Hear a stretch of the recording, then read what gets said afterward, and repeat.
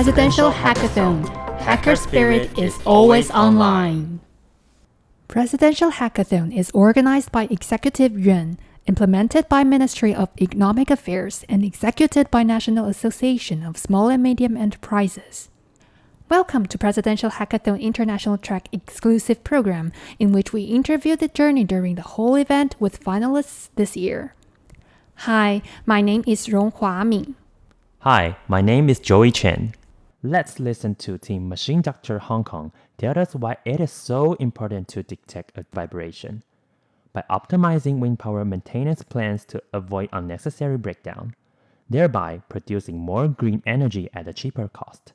First of all, let's listen to the team's initial proposal before the exciting finalists event. We recommend you refer to the team slide while listening. If you are already familiar with the proposal, you are welcome to go directly to the interview section and listen to their journey of participating in Hackathon program. So, let's get started!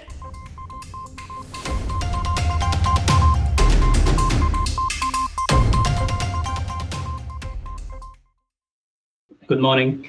I'm Nigel Cole from Extra Sensing, Hong Kong. Today, the proposal is focused on a wind turbine reliability, efficiency, predictive analytics systems. So we are a predictive analytics technology company.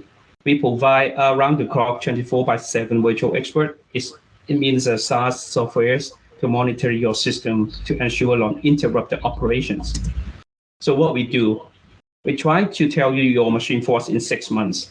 And before we go talk about the projects, we would like to introduce what we are doing in Hong Kong, Island, Nema Island, and Kowloon and New Territories. We have 20 critical facilities under our monitoring, and we have 500,000 projects this year, and our growth rate is 50% compared with last year's.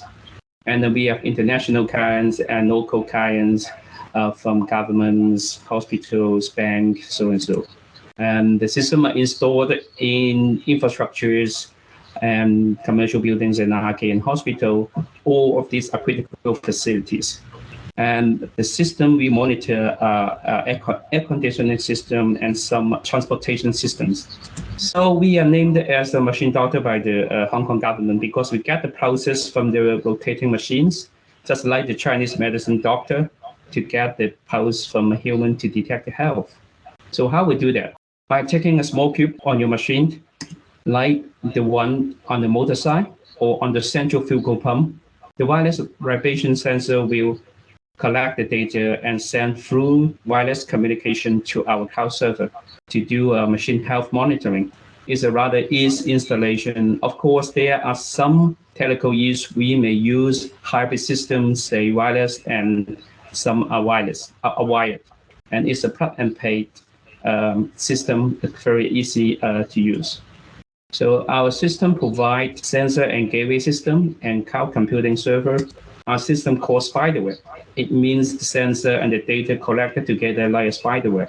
And in our system, we will have 3 main areas. We have a domain knowledge expert in vibration and non-destructive testing. We are building machine learning models and AI models. And to solve the problem for the wind turbine, we are building federated learning AI models. So our proposal is to help Taiwan to meet the goal in wind power generating. There are 4. The first one is building a data system to achieve a 5.7 gigawatt by 2025 and 21 billion kilowatt hours clean energy, and to reduce 12 million metric tons of carbon dioxide every year. And our proposal focus on the building a data system and to develop a right data collection models among a lot of wind farms, wind turbine in Taiwan, and to provide a predictive and actionable insight with different systems to have more efficient actions and in-time maintenance. The O&M costs of the wind turbine is about average 25% in its lifetime. For the new one is 10%, for the old one is 35%. So the range is, you can see, is quite large. And there are 3 main failures for wind turbines. One is blade failure, and the other is generator failure. And the third one is gearbox failure. There are 1,200 per year, according to insurance research. and each failure will cause 5 to 8 million losses. And our proposal will focus on the gearbox failure. As mentioned before, there are 1,200 failures per year, and 96% from bearing and gear. And the gearbox causes about 30% of the total cost. So it is a very expensive component. So let's see what is wind turbine failure.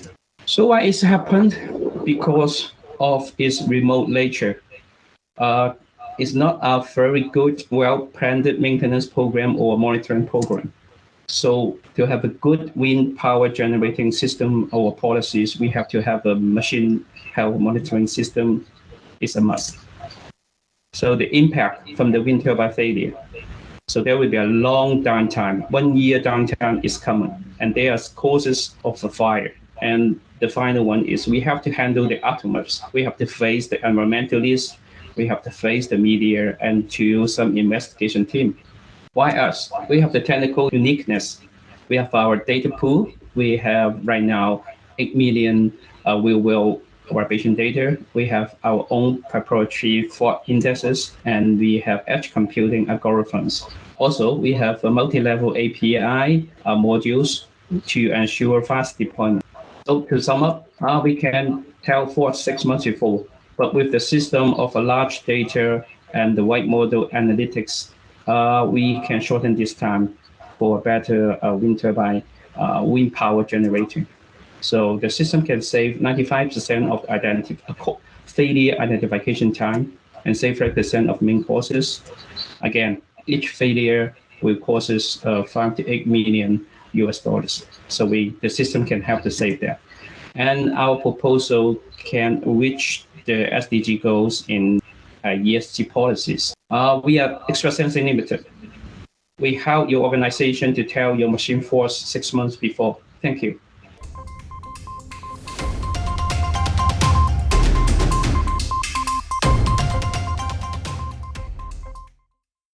I believe in this 1 month finalist event, the team might have lots of thoughts. So would you like to greet to the audience or introduce your team first? It's not first. We can improvise. Yeah, just briefly. Hi, I'm Nigel Goh from Machine Doctor team. So our company are Extra Sensing Limited. We are a Hong Kong team, but we also a Taiwan, semi-Taiwan team because we will have branches and companies in Taiwan. Mm-hmm. And we're lucky to know that Taiwan government have a presidential hackathon held last year. Actually, I have kept online and checked it from last year. So I observed the process. I joined the video interviews, but not that well prepared, but I just keep an eye on that. So this year, when the time's right, my mentor and my consultant in Taipei, David at Inno, has recommended me whether you want to try this. I see we are a commercial-based company, but this light, I'm from a small Hong Kong city to a bigger market. So they have industrial, military, and manufacturing, a lot of that. So from the very beginning, we just want to try. And we don't have any ideas, but just brave enough to try. And I know there are support from the Presidential Hackathon team, like you guys. And luckily, I know I'm a very trouble people and keep asking questions because I'm nervous, because I'm new to Taipei and Taiwan.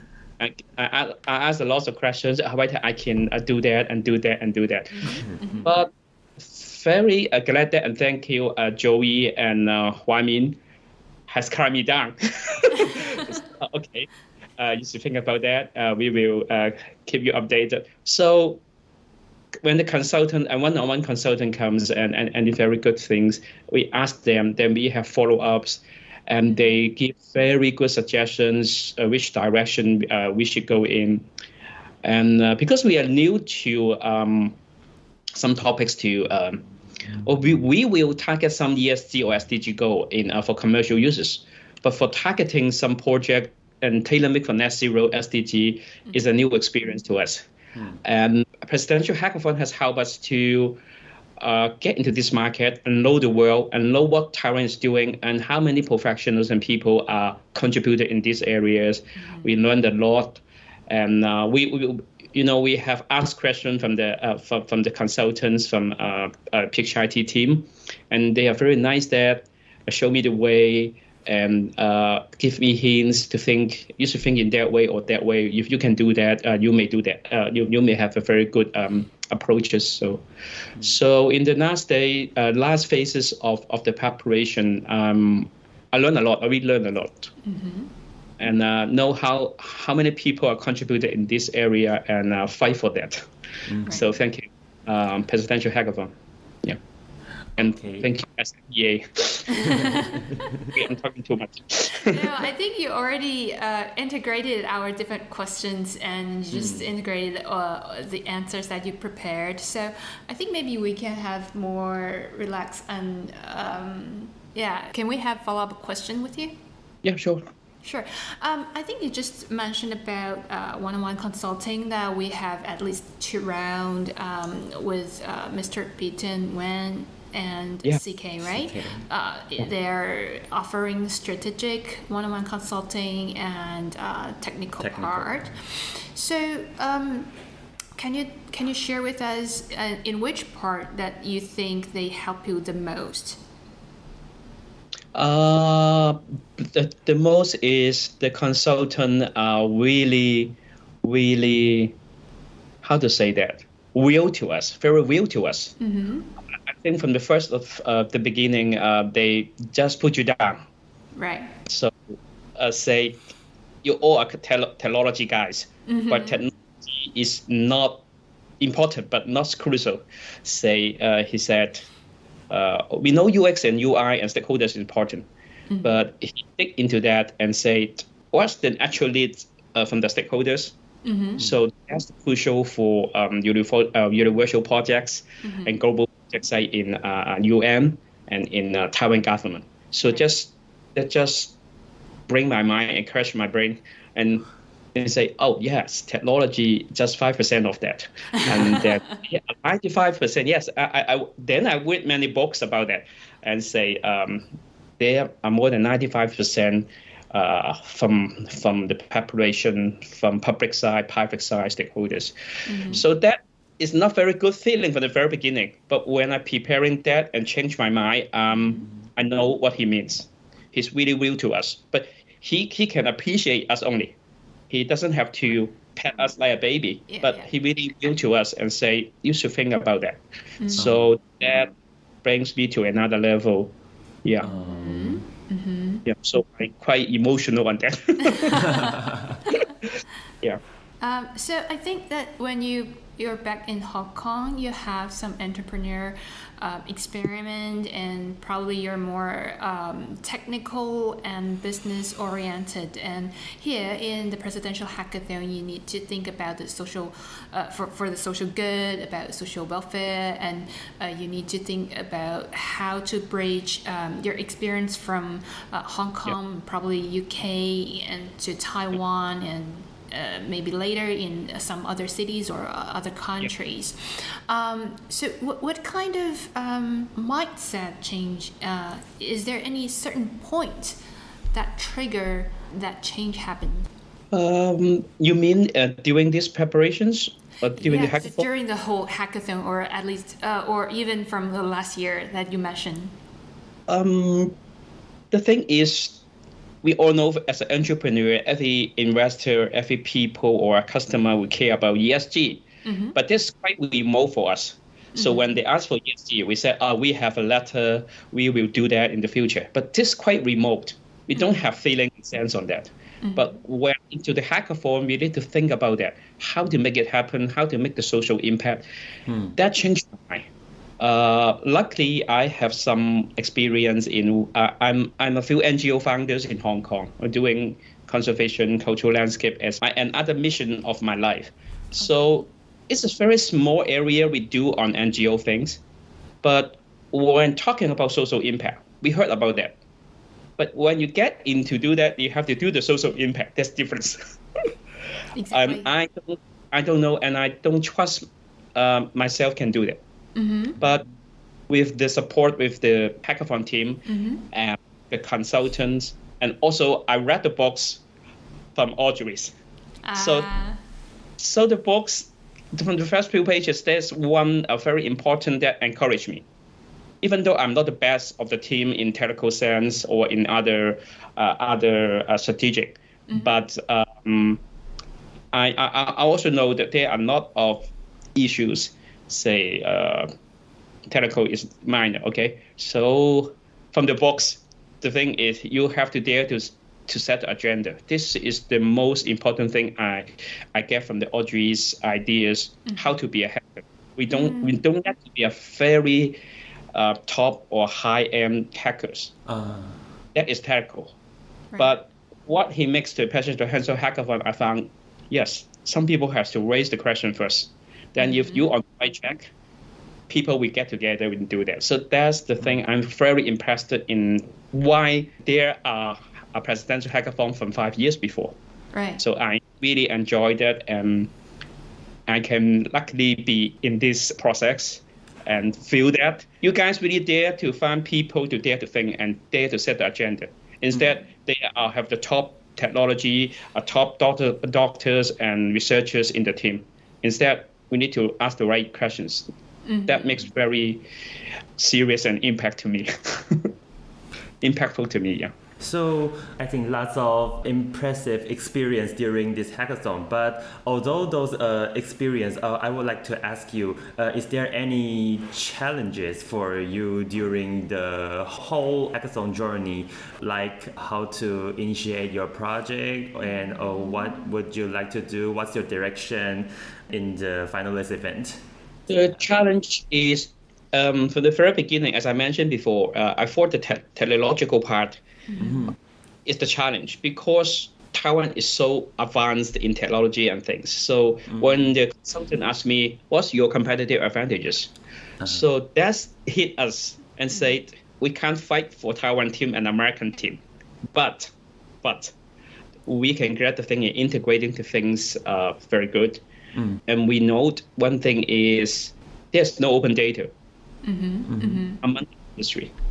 And nobody asked for that. And I interviewed, and thanks Joey and Huamin, I luckily can interview IS3 researchers, and I also luckily invite my private sectors engineers in the wind turbine. As I don't know whether you have read my video presentation, but they seems like on the technological part, they don't care about it. And because you guys have German technology, you have LASA technology, you have a lot of technologies. But nobody asked the question why they don't share the information. Even the player have to buy it. But the government goal has mentioned that Taiwan has to set a data and verification system. And the private sector also think they don't care about it. So for Hong Kong people like me or entrepreneur, I think this is the point. When nobody asks about it and nobody care about it, that's the problem. So I have the challenge is I'm very low on the technology side, say I can't fight with Taiwan. Okay. But the point is quite challenging is I have to change my mindset. So forget about it. Don't talk about technology. Talk about what Taiwan really needs to be very impactful for the other countries or in the world. So that's the challenge and turns to opportunity for me. So you mentioned about you had a conversation with the specialist from PHIT, and we understand that conversation was quite down to details and the differences geographically different from what it is in Hong Kong or other countries and in Taiwan, especially to the offshore wind field. So you need to consider more like indicators or the factor may or may not that makes you need to alter the original design in your application.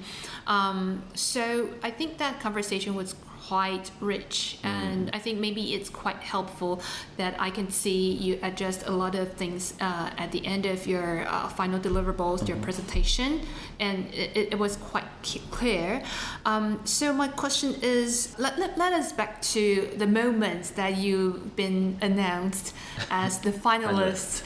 What was your first feeling? Maybe also your teammate felt. Can you share the feeling with us?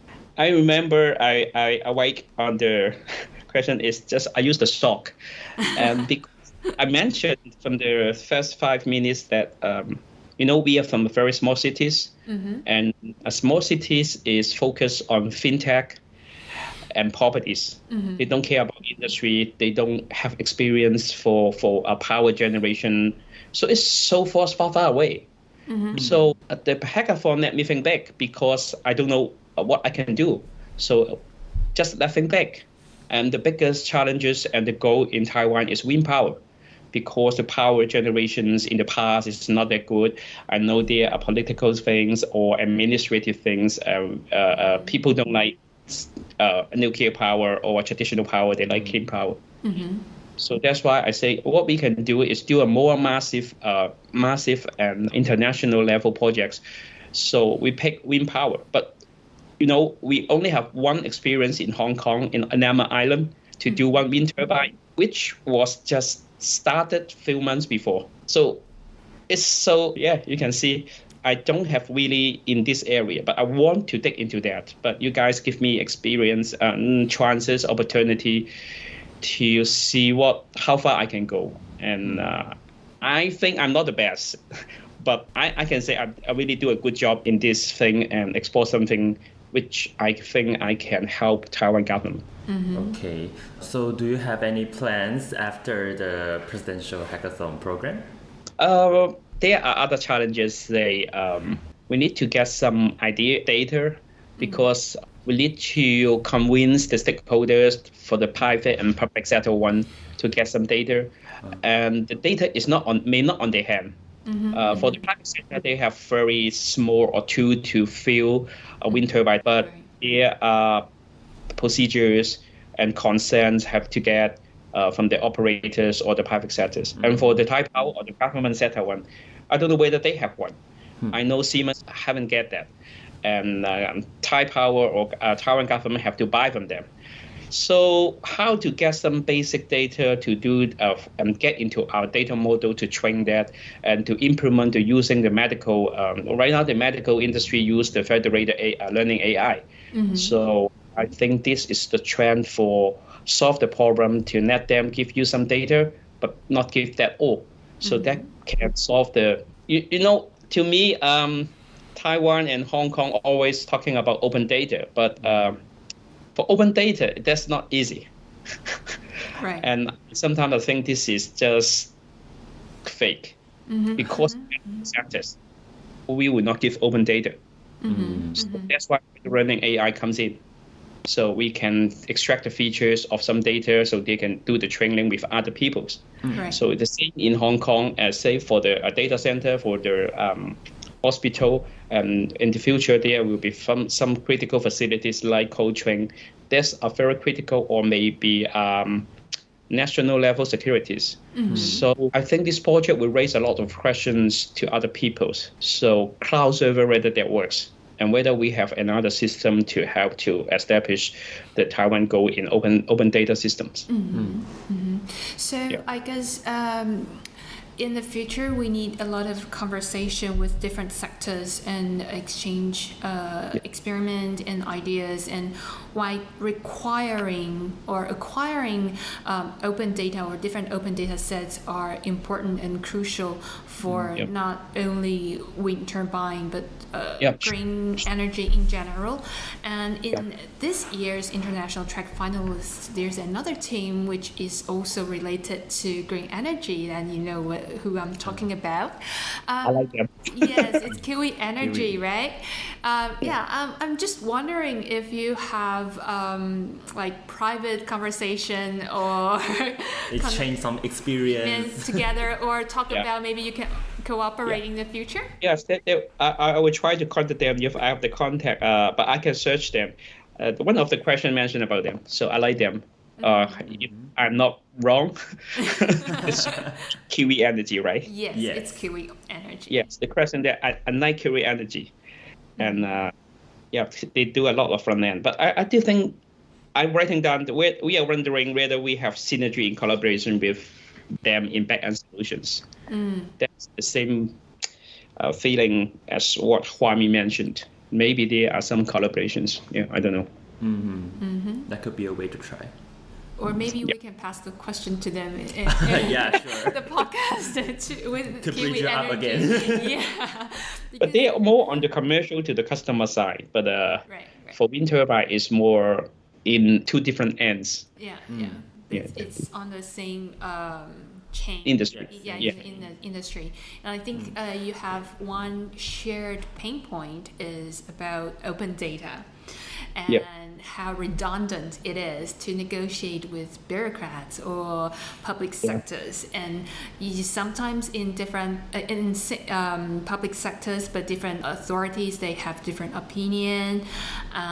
So we can try to integrate their different opinions. So they have meet same opinion first, and then they can have a more smooth conversation with private sector, with NGO, or even individuals, because at the end of the day, it is individuals or household or entrepreneurs who consume electricity, and it is us who suffer from the lack of not stable energy. One of the challenge and the plan, I can reply to Joey's, and the last plan and the most crucial plan is need to try to set the policy and convince the policy in the industry first. Then luckily when that have enough advocacy or propagandas, so maybe that has turned to be a policy for the private and public sectors. They need to share certain data to the other people to have, just like share X-ray for the conflict, same. So medical side is doing very good, but I think in industrial side or wind turbine side, we need to do advocacy instead of the technology advancement. So that's Hackathon trained me. That's more important than the technology, because the bureaucratic or the privacy issues or the procedurize will affect the whole process. Okay. So, are we going to the next question on the script? Yes. I already lost where we are. What Yeah, kind of I just questions we picked had. some questions that related to what you were asking. I'm sorry. I know that it's very difficult for you guys to do editing. That's fine.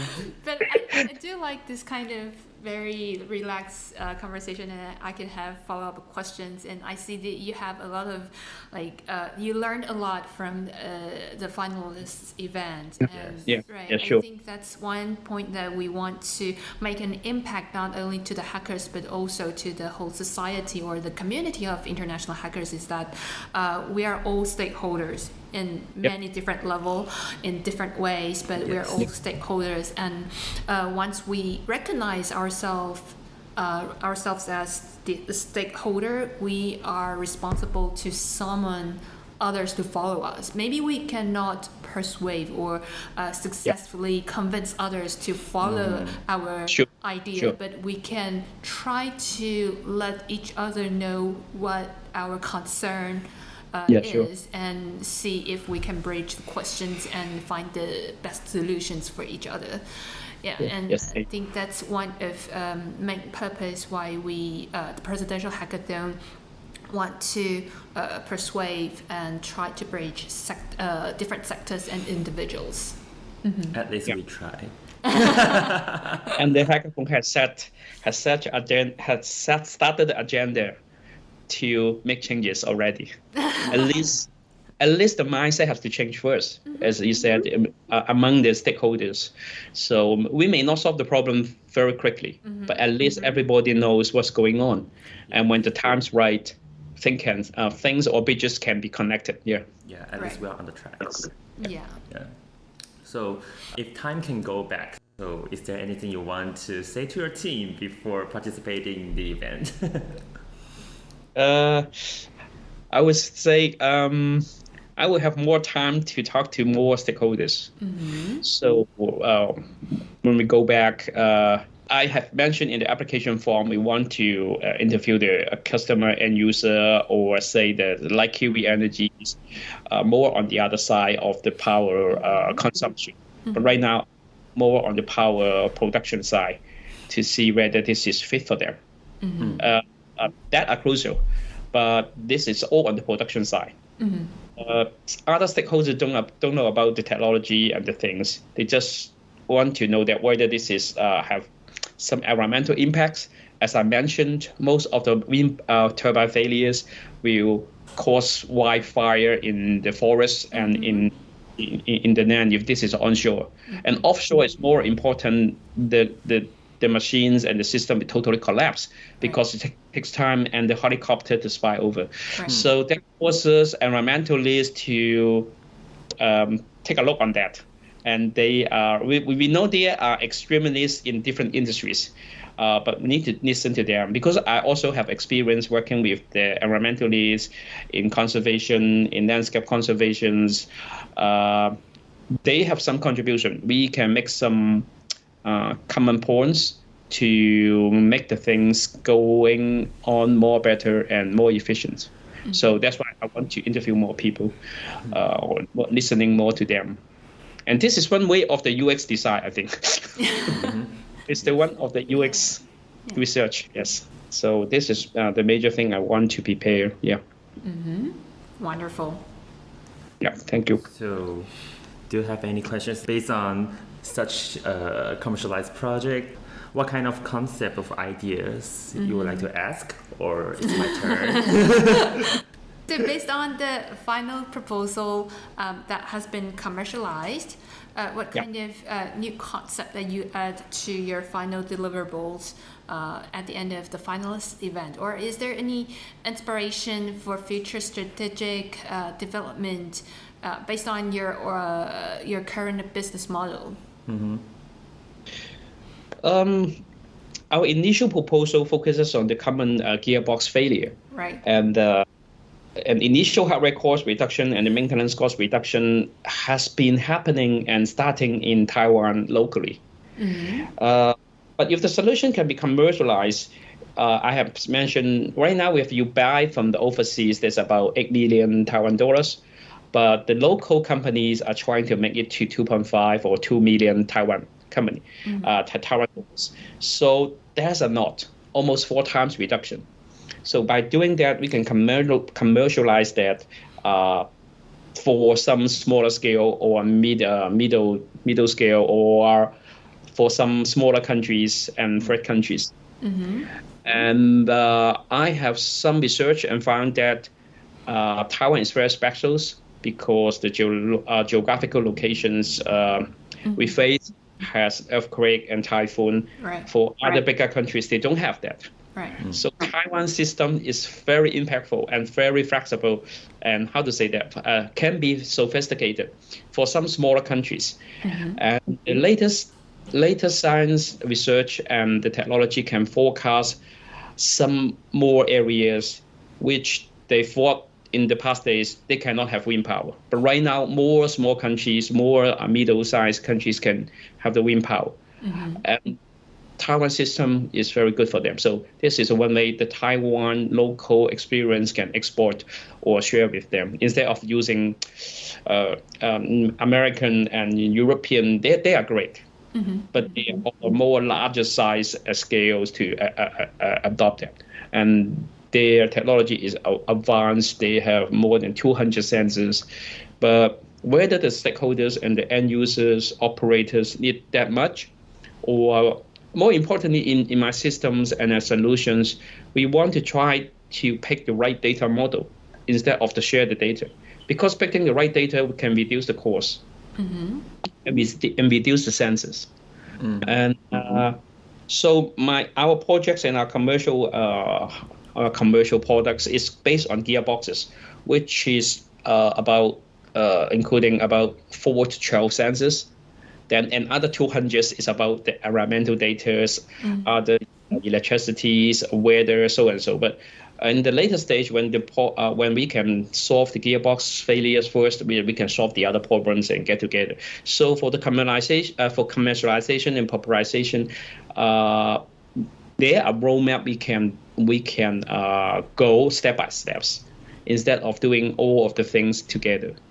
So I think the future strategy is that starting from gearboxes, then collaborate with other operation data, then help Taiwan establish a very special and flexible system and export or share with other countries. Yes. So may I assume that this kind of business model is already quite different from the one that you applied in Hong Kong?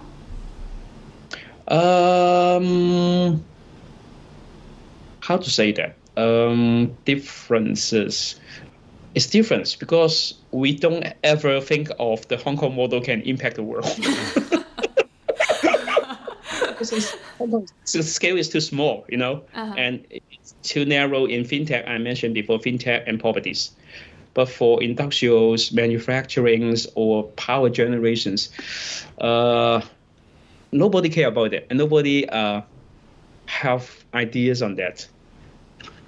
So only in Taiwan, I can see a lot of wind turbine news from Yahoo, and how many wind turbine coming in yesterday.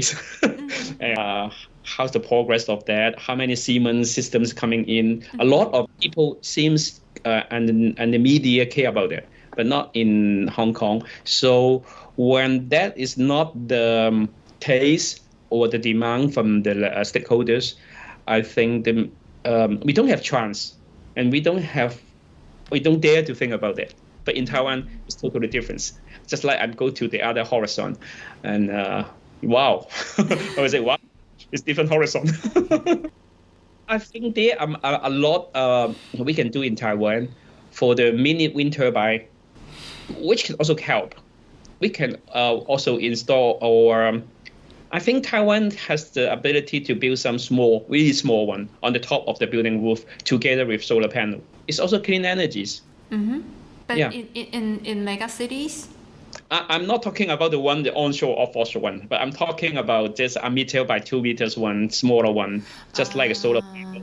So that can generate at least 5 watt to 12 watt or 1A to 2A. But Taiwan can do more robust one. So when we can install solar panel, maybe we can install other clean energies or just like a small wind turbine on the top of it. That also helps.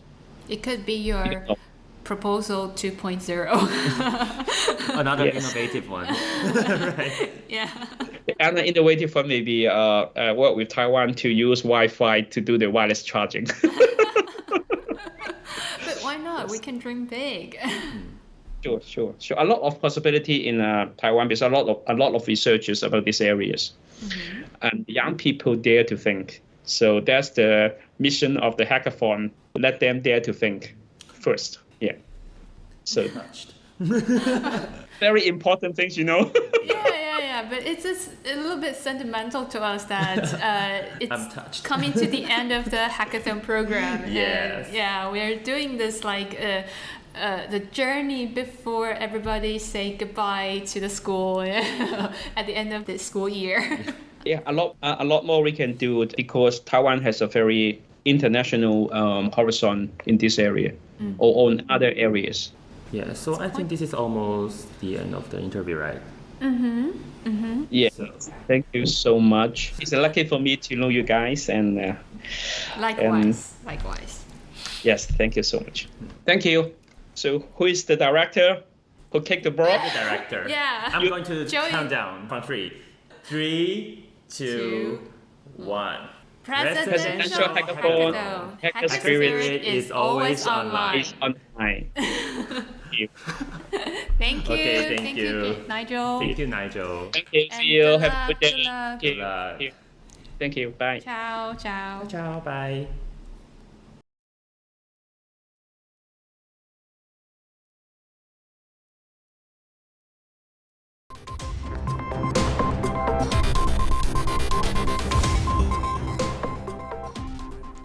We will release the episode whenever it's ready. You're invited to subscribe to our channel and receive update notification. If you want to expand these innovative influences and make a positive impact, you are welcome to share our channel in your social media communities. Until next time, Presidential Hackathon, Hacker Spirit is always online.